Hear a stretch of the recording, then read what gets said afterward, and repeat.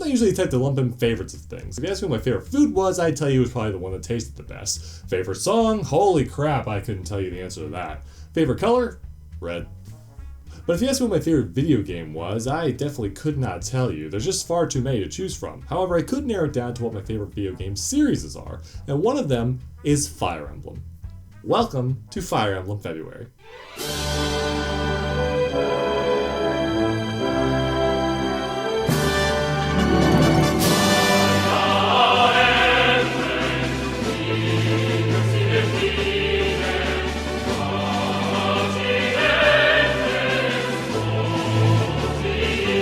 Fire Emblem is a turn-based tactical Japanese strategy role-playing game. Say that 3 times fast. If I had to compare it to something for some non-video game context, I would compare it to chess. Big ol' anime chess. You're put in command of an army of a colorful cast of characters, both figuratively and literally. These people fight for kingdom, family, honor, and sometimes even gold. Although Fire Emblem has now reached the point of being one of Nintendo's most well-recognized franchises, this wasn't always the case. So with that in mind, I'll be covering all the games that were released internationally, because those are the ones that I've actually played. But just for this video, I'm going to be talking about a brief history of Fire Emblem and how it reached Western shores. So with that in mind, this is Fire Emblem. Fire Emblem got started on the Famicom system back in 1990. If you don't know what that is, it's the Japanese equivalent of a NES. This was Fire Emblem, Shadow Dragon, and the Blade of Light. Not only was this the first game in the series, but it also introduced us to the original hero of Fire Emblem, Marth. Fire Emblem is developed by Intelligent Systems. The developer is also famous for several other war strategy games on Nintendo consoles. If you're not super familiar with Fire Emblem, you might be more familiar with the Advance Wars series, which was also made by Intelligent Systems and released internationally first. It's pretty easy to tell too if you look at the two games side by side. You might even confuse one for the other. With that in mind, Fire Emblem does bear a lot of similarities with games like Advance Wars. You're in control of an army made up of a quirky cast, and your goal is to overcome the enemy force. I used the example of chess before, and to elaborate on that, the entire game is turn-based. First the player moves their units, then the enemy, then the player, then the enemy, yada yada yada, repeat until victory or death. But one of the big differences between Fire Emblem and Advance Wars, or really most wartime games, are your units. Every individual unit has their own set of stats, complete with strengths and weaknesses. By participating in battle with the enemy, they gain experience, and use that to level up and become stronger. This is where the RPG element of the strategy RPG title comes in. Opposed to other strategy games where your army might be composed of nameless goons you turn out of a factory, like say Advance Wars, Fire Emblem gives everybody a face, a name, and often a personality with some sort of backstory. This allows players to grow more attached to their characters, and also feel the hurt more when tragedy strikes. Character death in Fire Emblem is handled about like how character death in Game of Thrones is, being that it's very real, devastating, and quite often will happen to your favorite characters. In most of the early installments of the series, if a character went down the battlefield, they were not getting back up. Ever.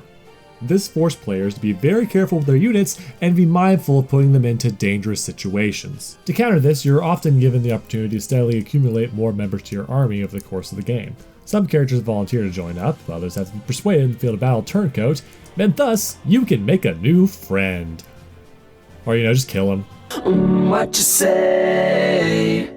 By constantly acquiring new units, you're able to keep your army in relatively good shape even if you lose a healer or mage here or there. By the end of the game, it's possible to build up dozens of characters into your army. More recent games have introduced modes that take away permanent death, but the classic Fire Emblem experience was always rife with this type of gameplay. Another interesting thing about Fire Emblem is that the cast and the setting often change in between game to game.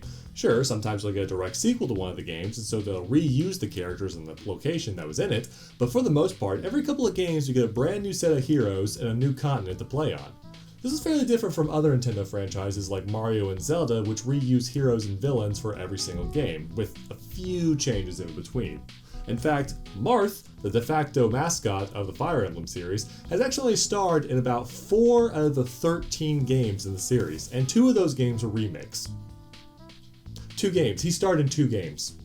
Marth is the most well-recognized hero in the Fire Emblem series though, and for good reason. He was the hero in the original game, and he's also the hero of that game's direct sequel, Fire Emblem Mystery of the Emblem. However, what probably solidified Marth's status as a mascot character was his appearance in Nintendo's crossover fighter, Super Smash Bros. Melee. Marth is a top-tier fighter in this game, and his popularity alongside another character, Roy, sparked interest to the rest of the world. Mainly the questions, why the hell haven't we seen these guys before? Who are they? Where are they from? Is this a man or a woman? Most people will offer the fun bit of trivia that Melee was Marth's first appearance in the West in any sort of media. Well, you might be surprised to learn that they're liars. They're shams.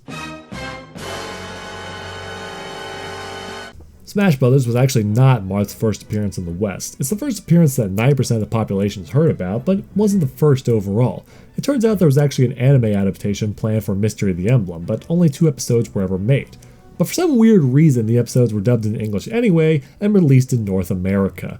It's not surprising that people don't remember the anime though. I mean, it was based on a Japanese video game that nobody in this hemisphere had ever heard about. If you combine that with the fact with the issues that early 90s anime dubbing had, you've got a pretty forgettable product. Is this? Only Kadeen wields such power. Correct. I am the supreme priest of Kadeen, God.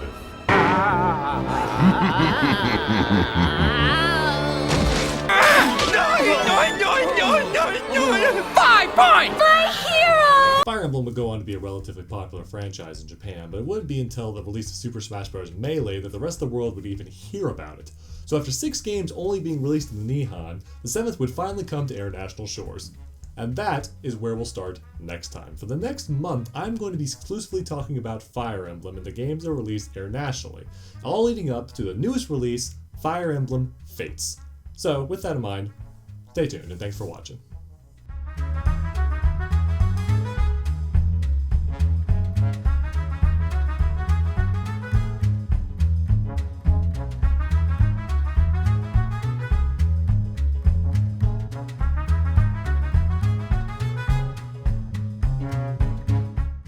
You have an arrow, Rodney, in your gluteus maximus. Oh my God, that's my ass, isn't it?